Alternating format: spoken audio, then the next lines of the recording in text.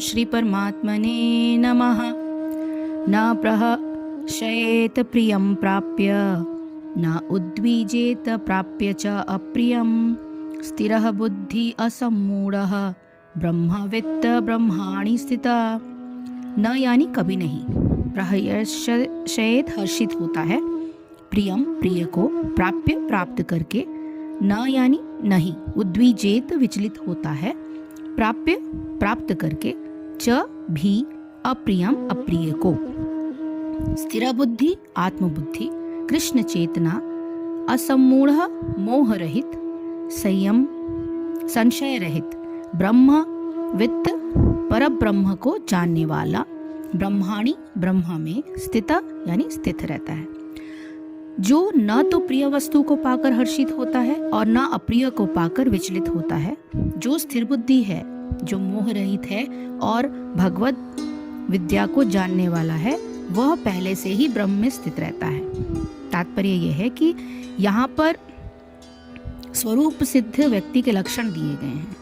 पहला लक्षण यह है कि उसमें शरीर और आत्म तत्व के तादात्म्य का भ्रम नहीं रहता। वो शरीर और आत्मा के जो भी लक्षण हैं उनको समझता है।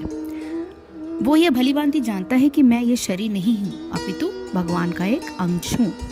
अतः कुछ प्राप्त होने पर भी न उसे प्रसन्नता होती है और न शरीर को कुछ हानि होने पर शोक। मन की ये स्थिरता स्थिर बुद्धि आत्मबुद्धि कहलाती है। अतः वो न तो स्थूल शरीर को आत्मा मानने की भूल करके मोहग्रस्त होता है और न शरीर को स्थायी मानकर आत्मा के अस्तित्व को ठुकराता है।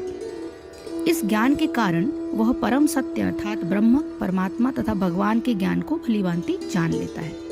इस प्रकार वह अपने स्वरूप को जानता है और पर ब्रह्म से हर बात में तदात्कार होने का कभी यत्न नहीं करता। उसे ब्रह्म साक्षात्कार या आत्म साक्षात्कार कहते हैं। ऐसी स्थिर बुद्धि श्री भगवान श्री कृष्ण भावनामृत कहलाती है। ब्रह्म में एक ही भाव से स्थित योगी के लक्षण। साधारण मनुष्य मन और बुद्धि के अनुकूल परिस्थिति प्राप्त होने पर हर्ष से फूलकर कुप्पा हो जाता है। वही मनुष्य मन और बुद्धि के प्रतिकूल परिस्थिति प्राप्त होने पर शोक से टूटकर बिखर जाता है। किंतु जो मनुष्य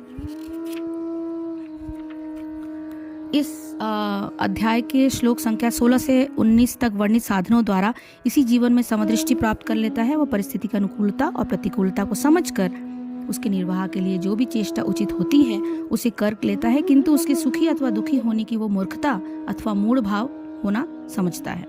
परिस्थिति के प्रिय अथवा अप्रिय होने के कारण उसके मन में यद्यपि कोई प्रभाव नहीं पड़ता, तथापि उस परिस्थिति में जो कुछ भी आवश्यक कर्म करने की उसकी सामर्थ्य होती है उसे वो उत्साहपूर्वक करता है।